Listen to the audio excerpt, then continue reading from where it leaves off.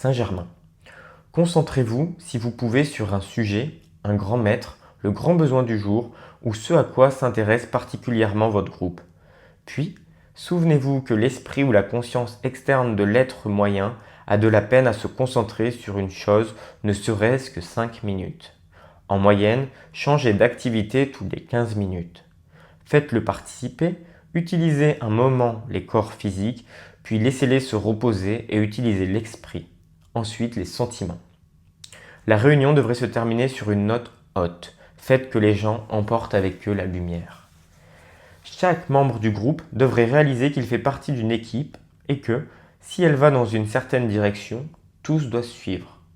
Les pensées et sentiments doivent être centrés sur la direction que suit le groupe.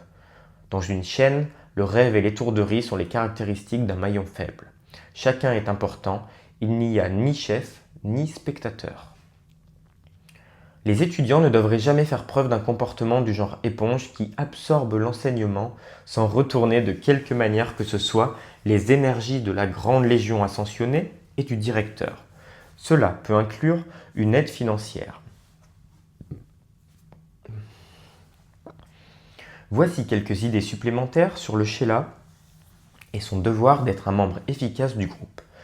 Kuthumi a dit que beaucoup d'étudiants attendent d'être loués pour leur seul intérêt à l'instruction des maîtres.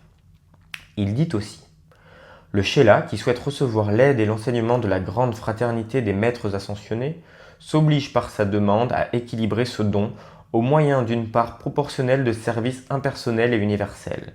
Personne ne demande à qui que ce soit qu'il s'abreuve à la fontaine de la connaissance, mais s'il le fait, son obligation à la vie est d'utiliser cette connaissance pour le bien du genre humain. Il doit ajuster ses affaires personnelles et ses obligations individuelles avec sagesse et de manière harmonieuse en poursuivant la voie du milieu, service, récréation et sommeil.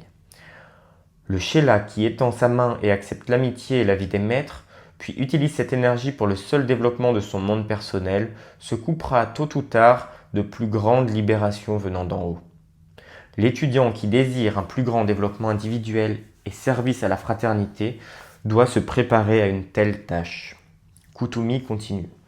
Nombreux sont les moyens par lesquels un Sheila peut dédier volontairement une partie de ses énergies et développer une dynamique de conscience pour promouvoir le progrès de la race.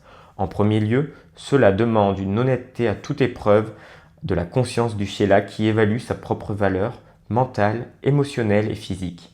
Après estimation, un tel Sheila voit s'il peut être concrètement utile à ce moment au développement de l'intérêt pour la volonté de Dieu.